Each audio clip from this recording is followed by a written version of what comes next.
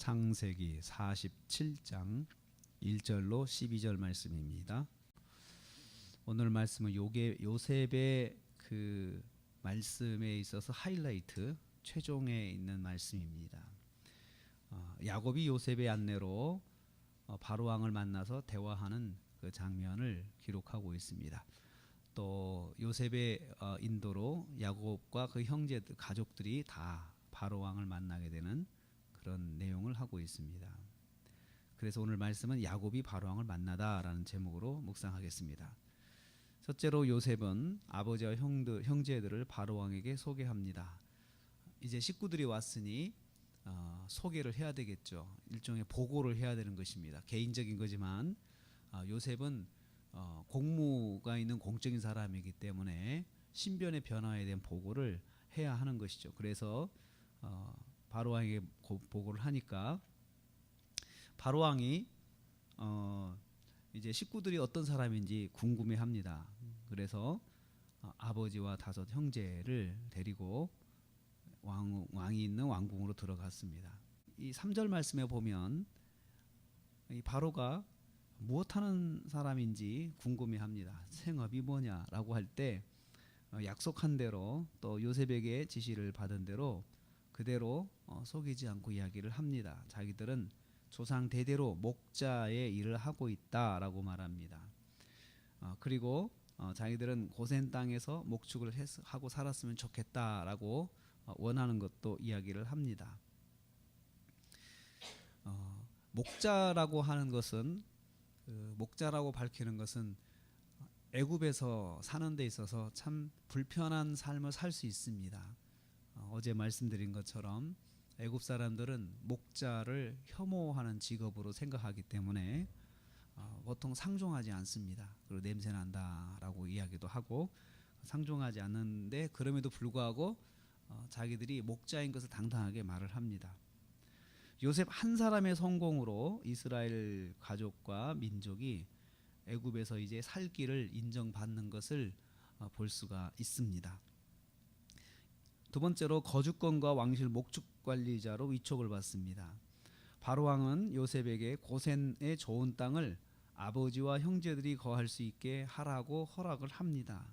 그리고 가족 중에 유능한 사람이 왕실 가축 관리자가 되어서 자기 것을 좀 잘 관리를 해달라 그렇게 또 부탁을 합니다. 그 6절의 말씀입니다. 그래서 애굽에서 일종의 공무원 생활을 하는 거죠. 형제들이 왕실의 목축을 관리하는 공무원이 되는 것입니다. 7절 말씀에 바로 왕 앞에 선 130세의 야곱이 바로 왕을 축복합니다.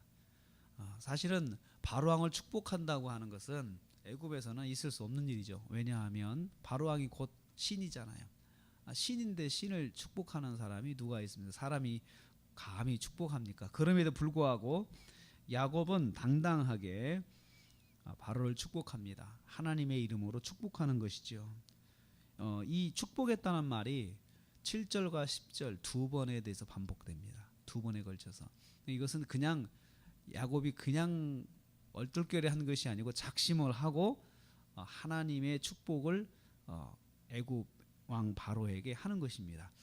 이것은 일종의 선포죠. 자신은 하나님을 믿는데 나의 하나님이 당신 위에 있다고 하는 것을 그것을 보여주는 것입니다. 요셉 덕분에 애굽에서 정착할 권리를 인정받고 안정적으로 이제 정착할 길이 열리게 되는 것입니다. 또 세 번째 보면은 좋은 곳 람셋에 정착합니다. 11절 말씀에 요셉이 고센 땅에서도 람셋 지역을 그 요셉의 가족들 야곱과 그의 가족들에게 땅을 딱 분배를 해줍니다. 이곳에서 자기 땅을 삼고 살으라고 합니다. 그곳은 바로 어떤 곳이냐 하면은 바로 왕의 그 왕실 창고가 있는 곳입니다. 그래서 거기에 이제 그 창고가 있는 지역인데 나중에 이제 이곳이 그 큰 군사기지로 바뀝니다. 그래서 왕실이 바뀌어가지고 왕조가 바뀌었을 때 이 람셋에 정착한 이 이스라엘 가족들, 이스라엘 민족들이 그곳에서 바로 노예가 됩니다. 그래서 지금은 요셉이 지냈을 때 요셉이 있을 때 요셉을 지지해준 왕조가 있을 때는 라암셋이 그 이스라엘 백성에게는 정말 축복의 땅이었습니다.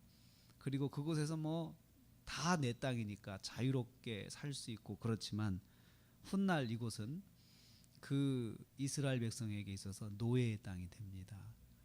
그렇지만 어떻든 간에 그 뒷일이고요. 지금은 그곳에서 축복을 받고 정말 하나님 인도하심으로 그곳에서 이제 풍요로운 삶을 시작하게 됩니다. 시작하게 됩니다. 근데 이런 생각을 해봐요. 만약에 이스라엘 백성이 야곱의 가족이 처음부터 노예로 갔다 그러면 애굽에 갈 수 있을까요? 가지 못하죠. 상상이나 했겠습니까? 그곳에서 그 자식들이 그 후손들이 노예로 고통받고 430년을 살 것이다라고 생각했으면 아예 그곳을 가지도 않았죠. 그래서 사람은 뒷일을 모르는 것이라 또 하나님의 계획은 무엇인지 알 수 없기 때문에 그 애굽에서 초청을 받았을 때 정말 그곳은 못 가서 난리인 곳이었죠. 그래서 그 모든 것을 보장받고 애굽에 이제 정착하게 된 것입니다. 그래서 거기 보면 12절 말씀 보면 그들의 온 집의 식구를 따라 먹을 것을 주어 봉양하였다. 요셉이 전적으로 후원자가 되는 것이죠. 그거 살 수 있도록.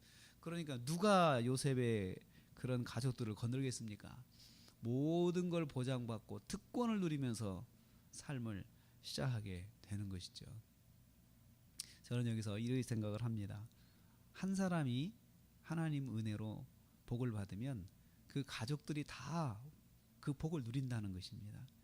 그것을 여기서 볼 수가 있습니다. 요셉 한 사람이 또 믿음 가운데 서니까 또 그 어려움 가운데서 애굽의 총리가 되니까 그 가족들이 다 그곳에서 복을 누리는 그런 것을 여기서 보게 됩니다.